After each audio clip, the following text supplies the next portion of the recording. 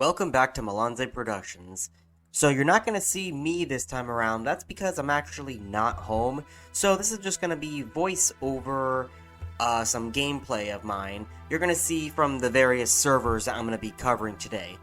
This week it's just going to be a news roundup video. I'm going to be covering several different private servers for World of Warcraft. Now, not all of them are going to be here, this is just the few that I wish to cover for this week.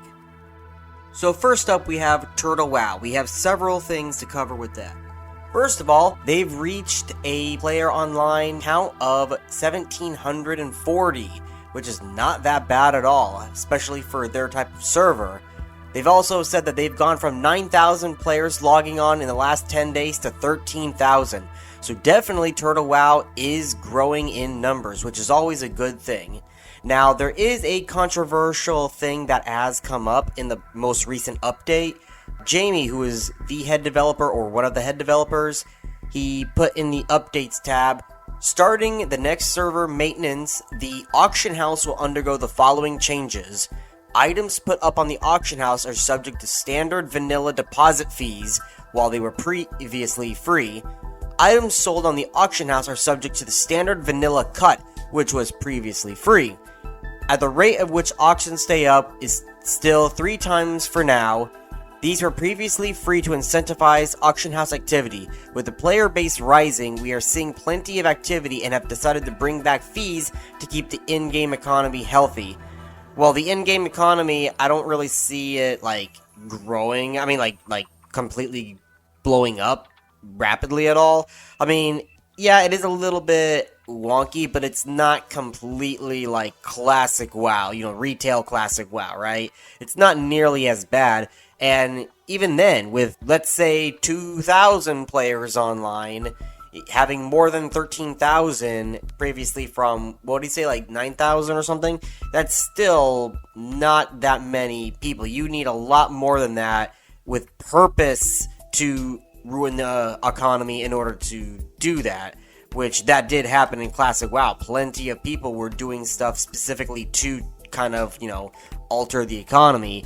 And with all the, min-maxing, that's kind of what happened. But anyway, the next thing is that they are prepping for the most recent dungeon and the most recent raid. You can see this photo right here. The newest raid, which doesn't have a date yet of when it will be released. But it's going to be the Scarlet Citadel, which a lot of people have been wanting to have in the current game, really, like in a Vanilla Plus experience, but Turtle WoW is beating them to it, which is always a good thing, like I just said. They're also creating a completely new dungeon called the Hateforge Quarry. So, it's going to be in the Searing Gorge, and it's going to have a bunch of, as you would guess, Dark Iron Dwarves. The purpose of the quarry, I believe, was to mine the stone that they used to build the golems with.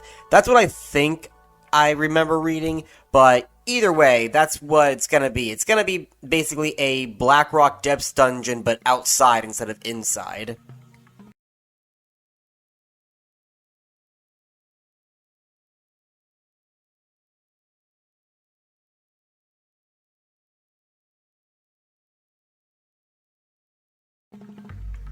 The next thing is just a quick thing. This is also a little bit of old news, so you may or may not already know this, but the server Ascension has already upgraded into the TBC. They still continue their unique class lists progression, and they also have their high-risk mode, which they've integrated into TBC. I've seen a couple of posts where they have various different areas for your high-risk players. It seems like they're halfway through the TBC, with Zulaman and Gruul's Lair being the most recent raids to be able to be played. They have still not reached the Black Temple yet, but I'm pretty sure that will be soon enough. The next one is going to be Hour of Twilight. If anyone remember, that's basically a roguelike kind of instance-based private server, completely overhauled, not even like the main game. You're gonna see gameplay footage of me playing it now. But anyway, we have some recent updates from the head developer that they are adding mounts, including flying mounts, but it looks like they will only be able to be used in the main hub. The next one is going to be the Fall of Lordaeron. I've already made a video on this one, so please feel free to check it out. But anyway, this post is actually from yesterday. The head developer, or at least one of the main developers, has given us some screenshots on Ambermill. They've completely overhauled Ambermill and gave us a few little teasers.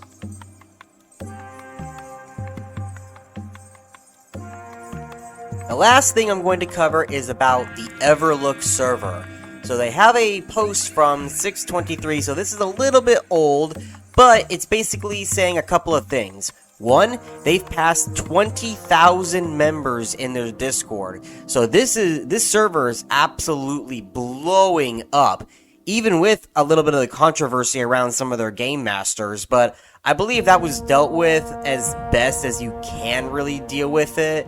I mean, I'm not really going to get into what happened here, but there was somebody who was a little bit on the no-no side, but they swiftly got rid of him, and everyone called him out, rightly so. So I think it's good that he's now gone, and people did call him out, rather than, you could have had a server that were protecting him instead, and that doesn't seem to be the case. Other than that, it looks like they're going to have a PTR starting pretty soon, and they're going to be hand-selecting or hand-reviewing some applications in order for people to join the PTR. It's probably going to be under NDA as well, so I don't really expect to see or hear a lot of things from the server itself for a while.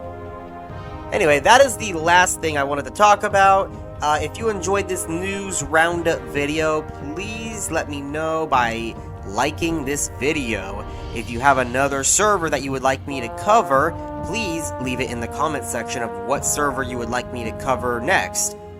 I do private servers for World of Warcraft news, coverage. I'm planning on doing a little bit of retail pretty soon as they get into Wrath of the Lich King and Dragonflight, and I'm also starting to do more survival game type of stuff too, so if you like survival games, any of that kind of stuff, please subscribe to me if you enjoy any of this at all, and thank you for watching.